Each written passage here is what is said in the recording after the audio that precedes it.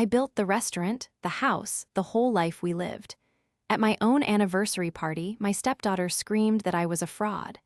My husband took her side, so I stopped defending myself and quietly showed them who actually owned everything. Before we get back to today's story, I have some exciting news to share. We have officially launched a brand new channel called Layer of Lies.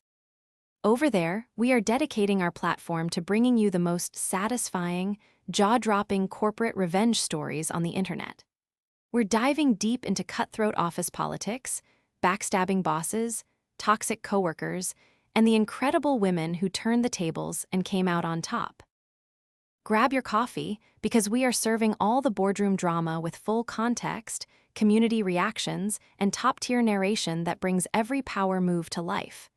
Make sure to subscribe to Layer of Lies right now so you don't miss out.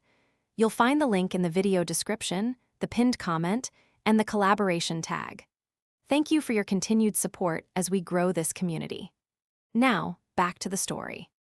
There is a particular kind of happiness that only shows up after years of work, and it arrived for me on a Saturday in late June, in the backyard of a house I had paid for, at a party I had cooked for with my own two hands. It was the 5th anniversary of my bistro, Marigold and Vine, and I had decided, for once in my life, to celebrate myself. I don't do that. Ask anyone who knows me. I am the woman who works the line until midnight and shows up again at 6 to sign for the fish delivery. I am the one who remembers every regular's allergy and forgets her own birthday. My mother used to say I had a spine made of other people's needs, and she meant it as a compliment, though I've come to understand it wasn't one. But 5 years is 5 years. 5 years since I signed the lease on a gutted storefront that everyone told me would fail. 5 years since I mortgaged everything I owned, stood in an empty dining room at 2 in the morning, and said out loud to nobody, "Liliana, you are going to make this work or you are going to lose it all." I made it work. Last year we were written up in the regional food magazine as one of the best farm-to-table restaurants in the state. We have a wait list on weekends. We employ 19 people who count on me. So that afternoon, I let myself be proud. I had the whole backyard set up beautifully. String lights I'd hung myself the night before, crisscrossing between the oak and the fence. A long farm table borrowed from the restaurant, draped in linen, crowded with the food I'd spent 2 days preparing. Slow-smoked brisket resting under foil. Charred corn with lime and cotija. A heritage tomato salad from the tomatoes I'd grown in my own raised beds. Peach galettes cooling on the sideboard. Family, friends, a few of my staff, a couple of Daniel's cousins.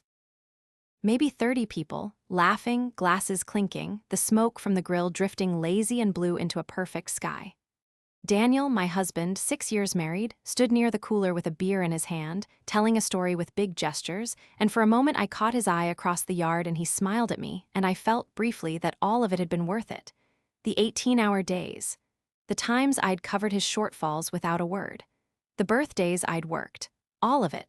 Worth it for this. I should have known better than to feel that. Because there's a thing I know from 20 years in kitchens, the exact moment a dish turns. 1 second the caramel is amber and perfect, and if your attention drifts, just for a breath, it goes from perfect to burnt, and there's no bringing it back. You learn to feel that moment coming. You learn to trust the smell of it before you see it. I felt that smell in my backyard, and I ignored it. Bryn had arrived late, which was normal for her. Daniel's daughter, 24, a young woman I had known since she was 18 and had tried, God, how I had tried to be something good for, not a mother. I never wanted to replace her mother, just a steady, warm presence, someone in her corner. And for a while in the early years, I'd thought we had it. Lately, though, she'd gone cold. Cold in a way that had a shape to it, a direction, though I couldn't yet name what was steering it. And she hadn't come alone. Trailing a step behind her, in a linen sundress that probably cost more than my weekly produce order, was Marisol. Mari, Bryn called her. Her friend, her mentor, whatever that was supposed to mean. A woman in her late 30s who had appeared in Bryn's life maybe 2 years back and like a slow tide, had come up higher and higher until she was simply there, at everything, always with a soft smile and soft words, and eyes that never quite softened along with them. I was carrying a tray of the peach galettes to the sideboard when it happened. The yard was crowded. Bryn turned suddenly to say something to Mari, and I, hands full, sight lane blocked, stepped into the space she'd turned into. My shoulder caught her arm. Not hard. The kind of bump that happens 50 times an hour in a busy kitchen and earns nothing but a behind you, chef. Her drink tipped. A splash of red wine hit the hem of her white dress. "I'm so sorry," I said immediately, setting the tray down, reaching for a napkin. "Bryn, honey, I didn't see you turn here, club soda will." "Don't touch me." The whole yard didn't go silent all at once. It went silent in ripples, the way a pond does, the conversations nearest us dying first and then the ones further out, until even the music from the little speaker seemed to shrink. "Bryn," I said quietly, "it was an accident. Let me help you clean." "You did that on purpose." Her voice was climbing, sharp and public. "You always do this. You have to be the center of everything, don't you? Your party, your restaurant, your house, look at everybody clapping for Liliana." She spat my name like it tasted bad. "You're a fraud. You act like you're this saint who saved us all, and everybody just laps it up. But I know what you really are. Mari's told me exactly what you are." There it was, Mari's told me. I stood there, a napkin in my hand, 30 faces turned toward me, and I looked for my husband. Daniel had crossed the yard. He came to stand beside his daughter, beside her, not beside me, and he put a hand on Bryn's shoulder, and he looked at me with an expression I had never once seen on his face in 6 years of marriage. Embarrassment. Not on her behalf. On mine. "Lil," he said low, in that reasonable voice men use when they've already decided who's wrong. "Maybe just give her some space. You know how you can be. Let's not do this in front of everyone." "You know how you can be. 6 years. I had co-signed his car loan when his credit was ruined. I had paid off the second mortgage on this house. His house before it was ours. The house his name was still on the deed of because I'd never had the heart to make it an issue. I had folded his daughter into my life and my business and my heart. And in front of 30 people, at the party celebrating the thing I had built from nothing, my husband looked at me and asked me to disappear. I set the napkin down very carefully on the linen tablecloth, the way you set down a knife you no longer trust yourself to hold. I didn't cry. I didn't argue. I looked at Daniel, and at Bryn, and at Marisol standing just behind them with her chin tilted down and a small, patient, satisfied stillness in her face, the look of someone watching a soufflé collapse exactly on schedule. And in that moment, I understood something I would spend the next weeks proving. A person only tells you to know your place when they're terrified you might figure out how much of the place is actually yours. I got through the rest of that party. I don't fully know how. I've spent 2 decades keeping my face calm while the kitchen burns behind me, and that muscle didn't fail me even then. I picked the tray back up. I finished setting out the galettes. I refilled a guest's iced tea and thanked Daniel's cousin for coming, and I smiled, and the whole time there was a roaring in my ears like a walk-in freezer motor that's about to give out. Bryn had swept inside with Mari to deal with the dress. Daniel had gone back to his cooler, and his beer as if nothing had happened, as if he hadn't just carved me out of my own celebration with one soft, terrible sentence. A few of my staff came up to me quietly. My sous chef, Rena, squeezed my wrist and murmured, "You okay, chef?" And I nodded because what else do you say? But I wasn't okay. I was doing the thing I do when a service goes sideways. I was going still on the outside and cataloging on the inside. Because here is what I kept circling back to, standing at my own farm table with a fixed smile on my face. Mari's told me exactly what you are. Told her what? What was there to tell? I had never done a dishonest thing to that girl in my life. I had paid for her community college semester when Daniel's money didn't come through. I had let her live in our finished basement for 8 months after a breakup, rent-free, and cooked for her every night. So what exactly had Marisol been telling her? And underneath that question, a second one, colder. Why? That night, after the last guest left and the caterer's van, no, there was no caterer, it was all me. After I'd carried the last tray inside and scraped the grill and bagged the trash, Daniel found me at the kitchen sink. "Look," he said, "I think you owe Bryn an apology." I turned off the water, I dried my hands, I turned around slowly. I owe her an apology, I repeated. You embarrassed her, in front of everyone, that whole thing with the dress. Daniel, my voice was very even. I bumped her arm, by accident, in a crowded yard, and she called me a fraud in front of your family and mine, and you told me to give her space. I let that sit. Which is it? Did I embarrass her or did I embarrass you? He looked away. That was answer enough. She's going through a lot, he said. Mari says she's really sensitive right now. She's figuring out who she is, and you can come on strong, Lil. You know that. You run everything. Sometimes people feel steamrolled. Mari says, twice in one day. From two different mouths. I know the sound of a recipe I didn't write. Since when, I asked quietly, do you and I take our marriage advice from a woman we've known for 2 years? He didn't answer that either. He just sighed, the sigh of a man who wanted the whole thing to go away, and he went to bed. And I stood alone in the kitchen I had remodeled with restaurant money, in the house with his name on the deed, and I felt the floor of my marriage tilt under me by a degree I could not unfeel. I want to tell you what happened over the following week, because it mattered. Bryn didn't call. Daniel relayed messages, always softened, always through Mari's translation. Mari thinks it'd be better if Bryn had some distance. Mari says pushing her right now would be controlling. There was a chilling text I saw over Daniel's shoulder. He wasn't hiding it, from Bryn to him. She's just jealous that I have someone in my corner who actually gets me. Mari's the only one who's ever been honest with me about her. Someone in her corner, as if I had never been. And every message, every relayed word, carried Marisol's fingerprints on it, the same way you can taste when a line cook's added sugar to your sauce without telling you. Not because you saw them do it, because it's wrong in a way that has a specific, deliberate flavor. That was when the thing I can only call my chef's instinct really took hold, and I want you to understand it because it runs through everything that came after. In a kitchen, you develop a sixth sense for tampering.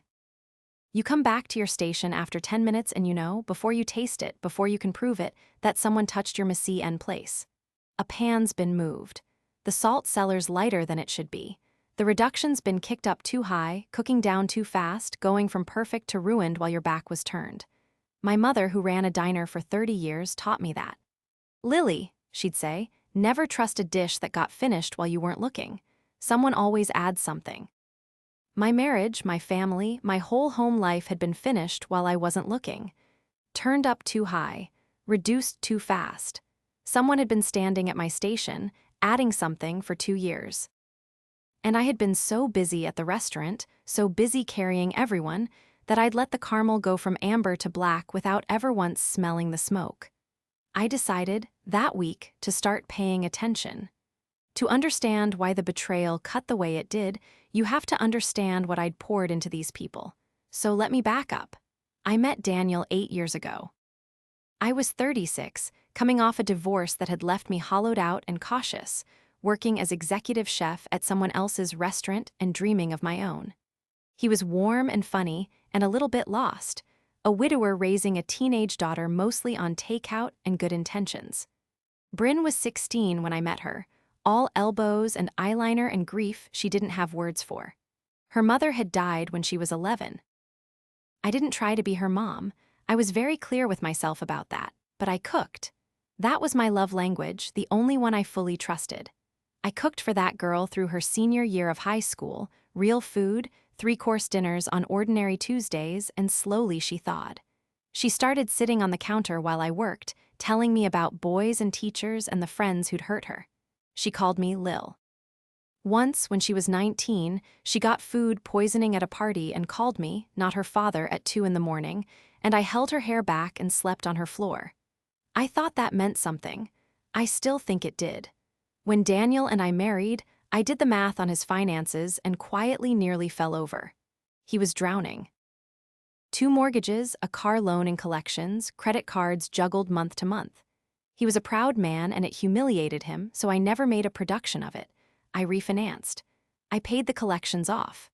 I put the household expenses on the restaurant's business account and my personal accounts and simply carried it, month after month, because that's what I do, I carry things. Here is the part that matters, the part I want you to hold on to. Everything is mine. not out of scheming. Out of history. The restaurant is a sole proprietorship in my name, funded by my pre-marriage savings and my loan, on which only I am liable. When we bought the house together, the truth is I paid off Daniel's existing mortgage, but the deed and title work got tangled in his prior financial mess, and my lawyer, Priya, had structured my payoff as a secured loan against the property with a lien in my name, precisely to protect me, precisely because she never trusted Daniel's finances. At the time, it had felt overly cautious. It had felt cold. I'd almost told her not to bother. I am so glad I let her bother. But back then, I wasn't thinking about any of that. I was thinking I had finally built a family. And then, about 2 years ago, Marisol Cade arrived. Bryn met her at a women's empowerment workshop, one of those weekend seminars that cost $400 and promise to unlock your true self. Mari ran breakout sessions. She was polished in that particular way: warm voice, direct eye contact, the whole vocabulary of therapy deployed by someone who had clearly never been to any. She called herself a life mentor and a boundaries coach. She had a small online following and a way of making a hurting 22-year-old feel, for the first time, seen. At first I was glad. God help me, I was glad Bryn had a friend. I even had Mari to dinner, cooked for her, welcomed her. But the instinct started early, quiet as a pilot light. The first thing was a slip. We were at dinner, maybe 6 months into her being around, and I'd mentioned offhand that I was thinking of finally putting Daniel's name onto the restaurant's business account so he could help with the books. Nobody else was at the table but the 4 of us. And 2 weeks later, Marisol said to me, apropos of nothing, with that soft smile, "It must be freeing for Daniel now that he's got a real stake in the business." He mentioned it. Except he hadn't. I'd never done it. I'd only mentioned thinking about it once, and only he and Bryn had heard. And Daniel swore up and down he'd never discussed our finances with Mari. So how did she know? I filed it away. A dish finished while I wasn't looking. The second thing was the isolation, and this was slower and crueler. Bit by bit, Bryn pulled back from me and toward Mari. Invitations dried up. When I called, Mari was always just there. Always the one who answered Bryn's phone, always the one who didn't think it was a good time. She reframed my every kindness as control. My paying for things became keeping you dependent. My cooking for the family became needing to be needed. My checking in became monitoring you. She had a poisonous little translation for every good thing I'd ever done, and she dripped it into Bryn's ear for 2 years, until the girl who'd once called me at 2 a.m. looked at me across a backyard and called me a fraud. I didn't know yet exactly what Marisol wanted. But I'd been in enough kitchens to know that when someone works this hard to get you out of your own station, it's never because they hate the cook. It's because they want what's cooking. There is a moment in every disaster service when you stop reacting and start commanding. The fryer's on fire, 3 tickets are burning, a cook has walked out mid-shift, and you can either flap your hands or you can plant your feet and say, "Okay, here's what we do." I have lived that moment 100 times behind the pass. I had just never lived it in my own life. I planted my feet on a Tuesday morning, 10 days after the party. Daniel had left for a 2-day sales conference. The house was quiet. And I did something I had never done in 6 years of marriage. I sat down at the kitchen table with a legal pad, and I stopped being a wife and a stepmother and started being what I actually am, which is a woman who runs a business, reads contracts for breakfast, and knows exactly where every dollar goes. I made a list of everything I owned. Not everything we owned. Everything I owned. And as I wrote it out in my own handwriting, line by line, I felt the strangest thing rise up in me. Not anger, though that was there, something steadier. It was the feeling of taking inventory. Of counting the walk-in and realizing you have far, far more than you thought. The restaurant, mine, sole proprietorship. My name on the lease, the liquor license, the loan, the vendor accounts, all 19 employees' paychecks. Daniel had no legal interest in it whatsoever, no matter what Marisol had implied to Bryn about his real stake. The house, this was the one that made me put my pen down and breathe. 6 years ago, when I'd paid off Daniel's crushing mortgage, my lawyer Priya had insisted, over my embarrassed objections on structuring it not as a gift but as a secured loan, with a lien recorded against the property in my name for the full amount. At the time it had felt so unromantic I'd nearly cried. "Lil," she'd told me, "I've done 3 of these for women who married charming men with bad credit. 2 of them thanked me later. The 3rd one didn't listen to me and I couldn't help her." Sign it? I'd signed it, which meant that legally, financially, on paper that would hold up in any courtroom in the state, I was Daniel's largest creditor.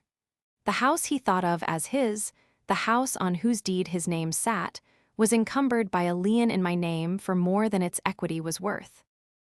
If I called that loan, Daniel didn't have a home, he had a debt. I sat with that for a long time, and then I called Priya. "Liliana," she said warmly, "it's been ages, how's thee?" "I need you to pull my file," I said. "The whole file, the lien, the business paperwork, all of it.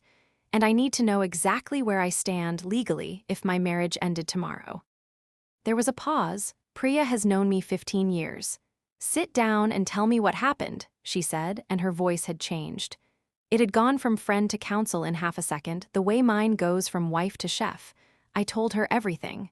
The party, the isolation, the slip about the business account, Marisol.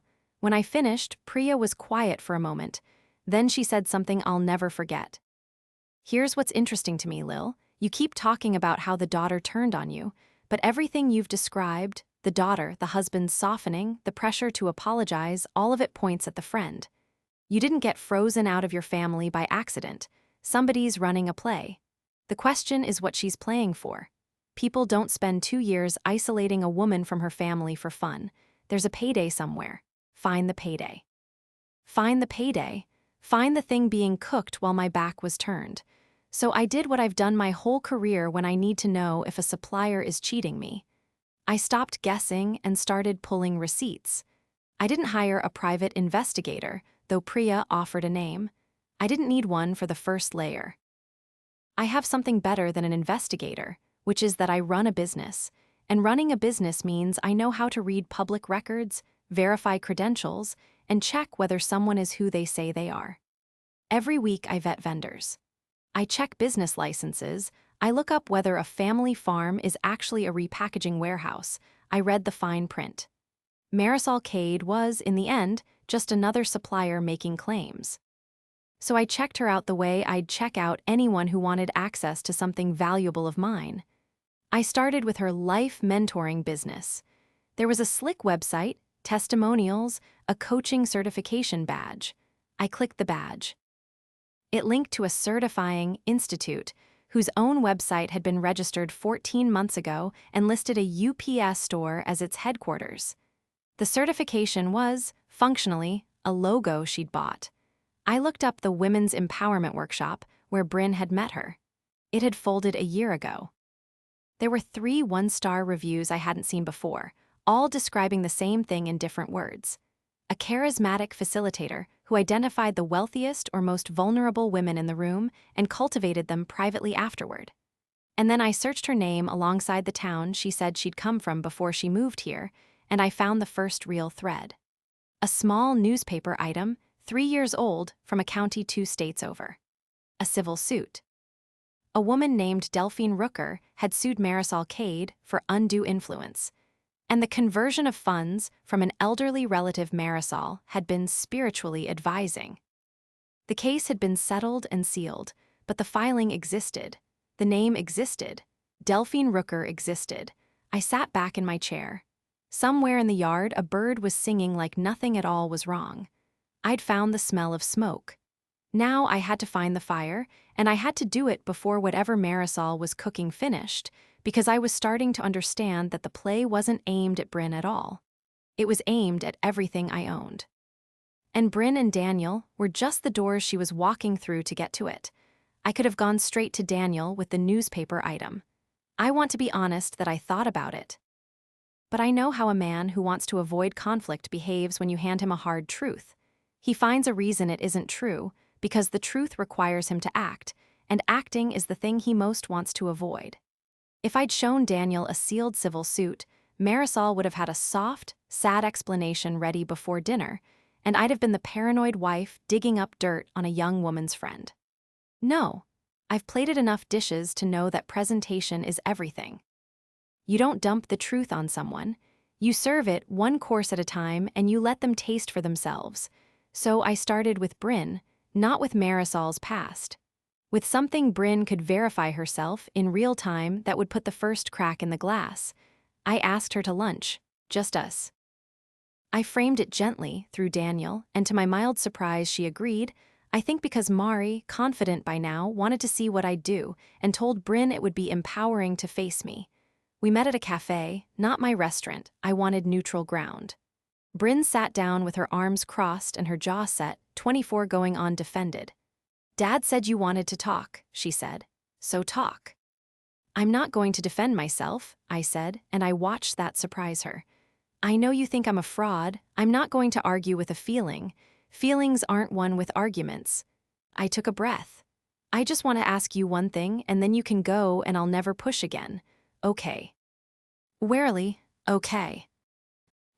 That thing you believe about me, that I've been keeping you dependent, controlling you, needing to be needed. I kept my voice completely level. Where did you first hear those exact words?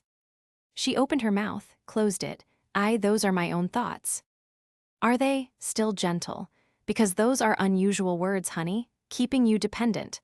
Nobody talks like that. It's coaching language. It's the kind of thing someone says to you, and then a few weeks later you say it back and it feels like yours. I let that land. When you called me a fraud at the party, you said, Mari's told me exactly what you are. Not I figured out what you are. Mari told you, so I'm just asking. What specifically did she tell you? Give me the specific thing. Not the feeling, the fact. And there it was. I watched it happen across her face, the exact moment the caramel smell reaches someone who's been told the pot is fine. She reached for a fact and found she didn't have one. She said, Bryn started. She said you'd been lying about the money, that the restaurant's actually in trouble and you've been hiding it, that you were going to lose everything and you needed Dad's income and that's the only reason you married him, that you don't really love us, we're your safety net. I sat very still. It was so much worse and so much more clever than I'd expected. She hadn't just poisoned Bryn against me. She'd installed a story that I was secretly failing, secretly grasping, that reframed everything I'd ever generously done as a desperate person clinging on. Every act of love became evidence of the lie. Bryn, I said quietly, the restaurant did $410,000 in revenue last quarter. We have a booked private event calendar through the fall. I have never once needed your father's income. I've been paying his debts for 6 years. I slid my phone across the table, open to my accountant's most recent statement, not to brag, to let her taste it. You can call my accountant. Her name's on there. Call her right now. I'll wait. Bryn stared at the screen. She didn't call. She didn't have to. Numbers don't have a tone of voice. They can't be spun. Why would she lie about that? Bryn whispered, and it wasn't defiance anymore. It was the first honest question she'd asked me in 2 years. That, I said, is exactly the right question, and I don't want to answer it for you. I want you to start asking it yourself. I paid the check and left her sitting there with the crack in the glass. She called Marisol that afternoon, of course.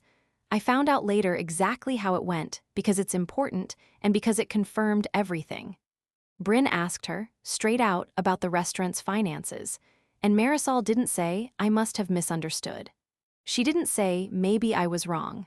A person who'd made an honest mistake would have. Instead, Bryn told me this weeks later, still shaken. Marisol's warm voice went flat and fast, and she said, Who have you been talking to? Have you been seeing her behind my back? She is manipulating you right now. This is exactly what she does. She's trying to turn you against the one person who's ever protected you. Isolation, panic, the immediate move to cut the girl off from the person asking questions.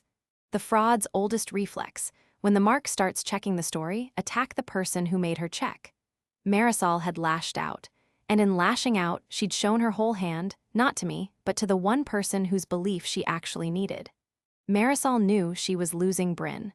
I could feel her recalibrating, the way you can feel a competitor who's realized you're taking their customers. And a cornered operator doesn't retreat. A cornered operator accelerates. She was going to try to grab whatever she'd been reaching for before the door closed, and now I finally understood what that was. Because two things happened that week that told me the timeline had gone from months to days. The first, Daniel came home from his conference oddly agitated, and over dinner he floated something so casually that I knew instantly it wasn't casual, it was scripted. "You know," he said, pushing food around his plate, "Mari had a really interesting idea. She does financial wellness coaching for families, and she thinks, with everything going on between you and Bryn, it might help to have a neutral third-party look at how the household's set up. You know, the house, the accounts. Bring some transparency. She'd facilitate it for us, as a friend." There it was. The payday. Priya had told me to find it, and Daniel had just laid it on my own dinner table. Marisol wanted access. She wanted to be the neutral facilitator sitting between me and my husband, with my financial life spread open on the table in front of her, guiding a restructuring of how the household's set up. She wanted her hands on the house, the accounts, on the very lien she almost certainly didn't know existed, because Daniel himself had probably forgotten it did. I smiled at my husband and said the coaching sounded interesting and I'd think about it. Then I went upstairs, called Priya, and said, "It's the house. She's going after the house through him. What's my exposure?" "You have no exposure," Priya said, and I could hear her already pulling files. "You have leverage. That lien makes you the senior creditor on that property. She's trying to reorganize an estate she thinks is half his and half yours. It's not. Legally, most of it is yours, secured against him. She's about to sit down at a poker table not knowing you own the casino." A pause. "But Lil, we need to be clean. If we're going to end this, we end it with paper, not with an argument. Get me proof of who she is. Then we invite them to a table of our choosing." The second thing that happened that week was that I found Delphine Rooker. It wasn't hard in the end. The civil suit had her name, and Delphine, it turned out, was not a woman who wanted to hide. I wrote her a careful email through her small business. She ran a florist's shop, explaining who I was and that I had reason to believe a woman named Marisol Cade had entered my family. I asked if she'd be willing to talk. She called me within the hour. "I've been waiting 3 years for someone to call me," Delphine said, and her voice shook. I told them she'd do it again. I told everyone. What she described made my blood run cold, because it was my own house, one lap earlier around the same track. Marisol had come into Delphine's family as a spiritual advisor to Delphine's aging aunt. Over 18 months, she had isolated the aunt from the family, reframed every relative as a threat, positioned herself as the only trustworthy person, and slowly gotten herself named on accounts and given gifts and a power of attorney. By the time the family fought back, over $60,000 was gone, and the aunt was estranged from everyone who loved her. The suit had recovered some of it and sealed the rest in a settlement that included, Delphine said bitterly, a clause barring her from disparaging Marisol publicly. "She's good at the paper," Delphine warned me. "She never puts a foot wrong on paper. She gets them to give it to her. That's how she stays clean. You have to catch her wanting it before she gets it." Catch her wanting it before she gets it. Which is exactly what Daniel had handed me at the dinner table. The facilitated financial transparency session was Marisol on tape, in a room, reaching for the accounts, if I could just get her to reach in a place where the reaching was recorded and witnessed. I asked Delphine one more thing. "Would you be willing to say all this again, to my husband and my stepdaughter, to their faces?" There was a silence. Then, "I've spent 3 years wishing I could warn the next family. Yes, God, yes, just tell me when." I hung up and stood in my kitchen, and for the first time since the party I let myself smile, a real one, small and grim. I had the ownership. I had the lien.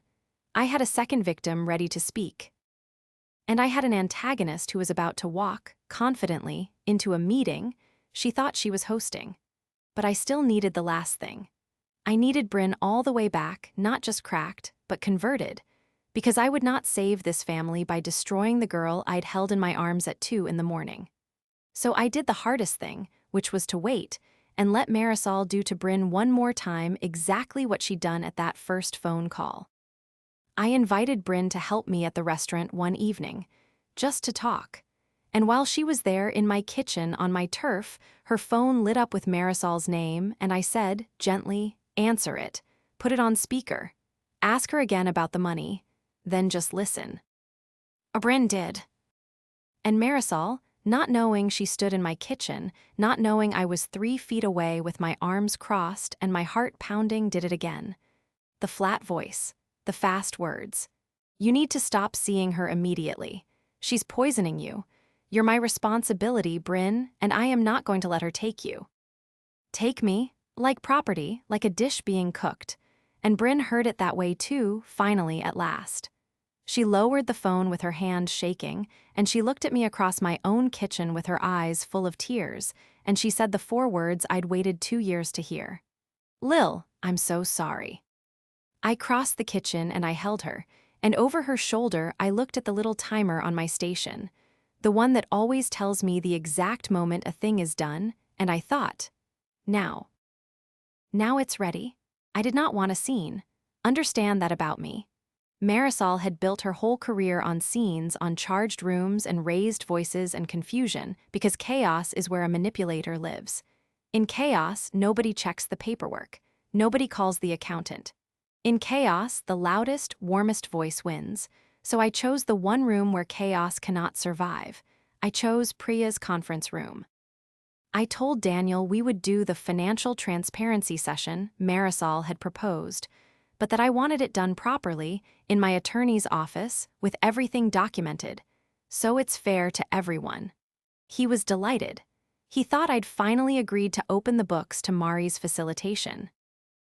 He had no idea he was walking his daughter's tormentor into a room I had built the way I build a tasting menu, every course placed, every reveal timed. Marisol came in like she owned the place.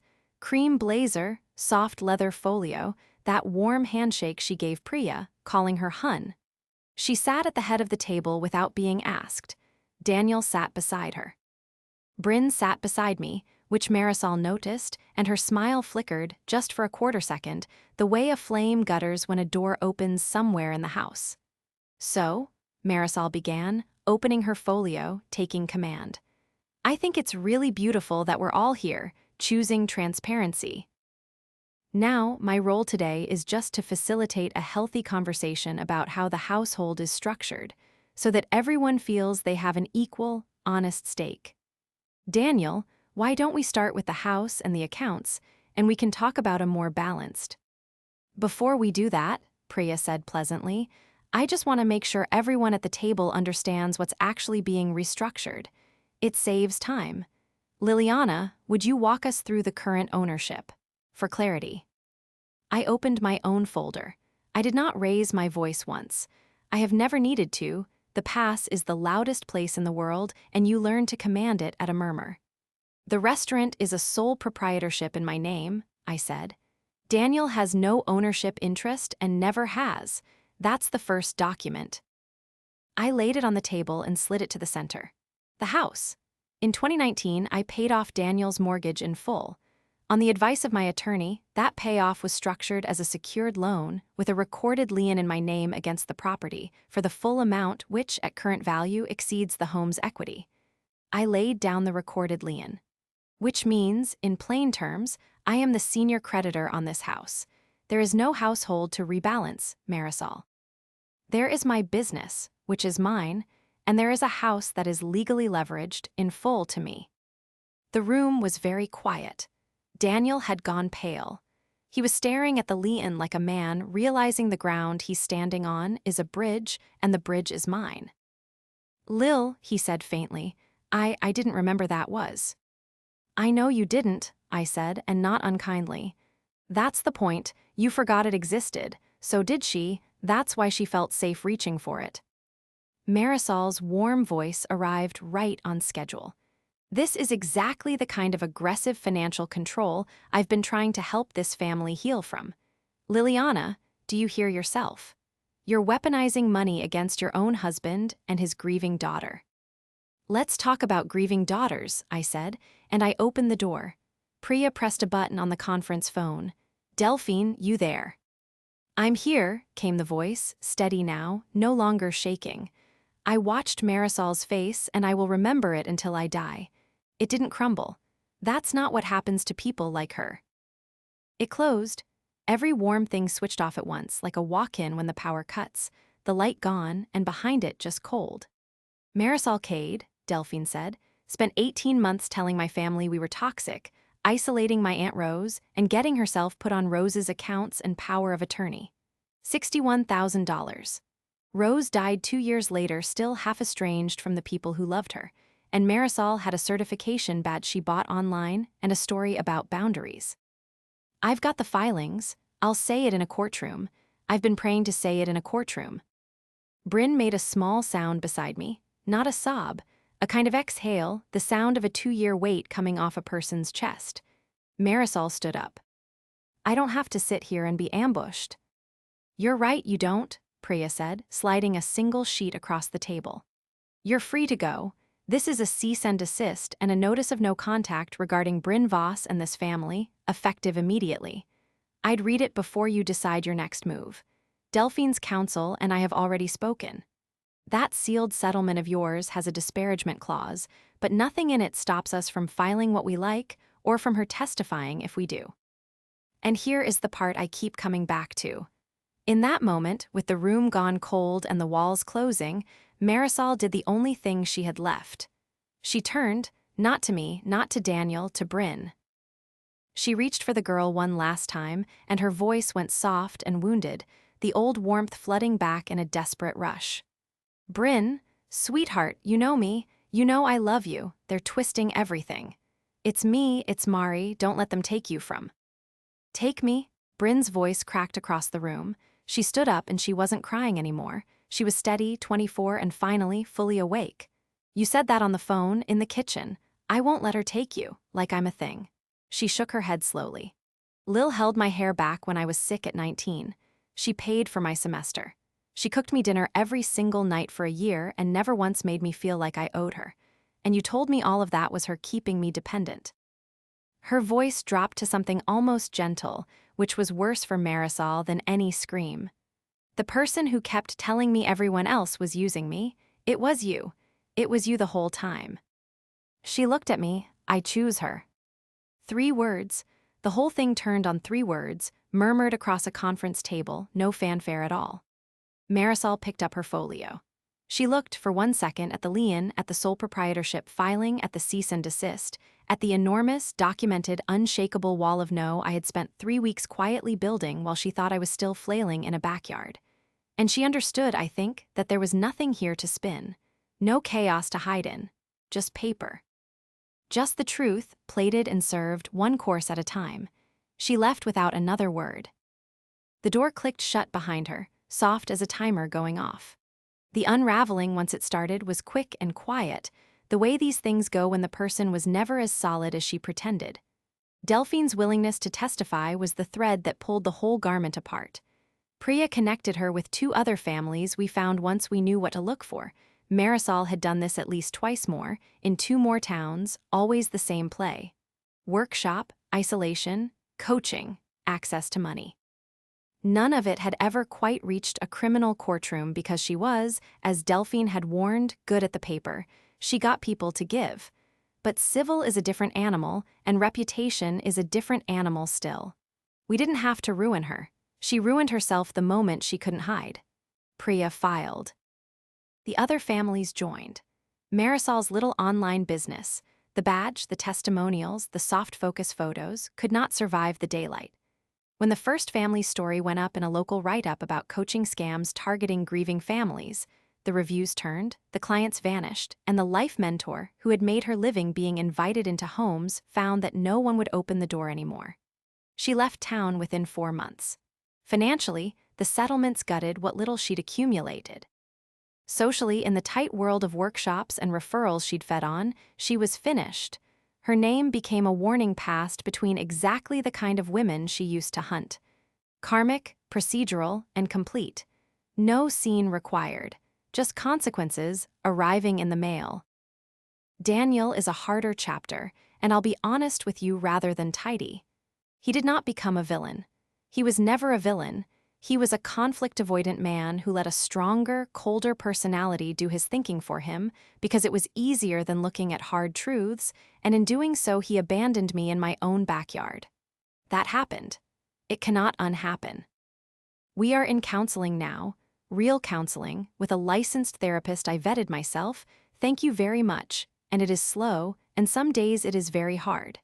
He has had to sit with the fact that he forgot he did not own his own home, and why he forgot, and what it says about a man who never once looked closely at the wife carrying him. I don't know yet how our story ends. I've made peace with not knowing. What I do know is that I will never again be told to know my place by someone standing in a house that's mine. Bryn is the part that heals.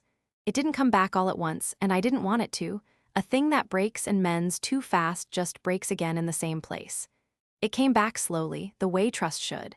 She started showing up at the restaurant on quiet afternoons. She'd sit on the counter, my counter, the way she had at 17, and watch me work and tell me things. One evening, months after that conference room, she was peeling shallots beside me, both of us crying from the onions and pretending that was the only reason, and she said quietly, "I keep thinking about all the times she told me you were controlling me. And it was her holding the strings the whole time." How did I not see it? I put down my knife. Because she was good at it, honey. And because you were 19 when you lost your friends to her and 22 when you were grieving and lonely, and that's exactly who people like her look for. You didn't fail to see it. You were hunted. There's a difference. I bumped her shoulder with mine, the same shoulder that bumped her arm at a backyard party a lifetime ago. And you got out. A lot of people don't. You did. She leaned her head against me, and we finished the shallots, and it was enough. Not a sweeping reunion with a swell of music. Just two women in a warm kitchen, mending. My mother used to say you can never trust a dish that got finished while you weren't looking. Someone always adds something. She was right. But she never told me the other half, and I've learned it myself these last months, standing at my own pass in my own life. You may not always catch it in time. But if you know your own kitchen well enough, if you know exactly what's yours and you've kept honest count and you never let anyone convince you that you don't belong at your own station, then no matter what they've added, no matter how badly they've turned up the heat, you can always take the pan back. I own the restaurant. I own the house. And I finally, fully, own the truth of my own worth, which turned out to be the only thing she was ever really after, and the one thing she could never take. I keep the little kitchen timer on the windowsill at home now. Every so often, when the light is right, I look at it and I think, done. And then I make dinner for the people who deserve to sit at my table.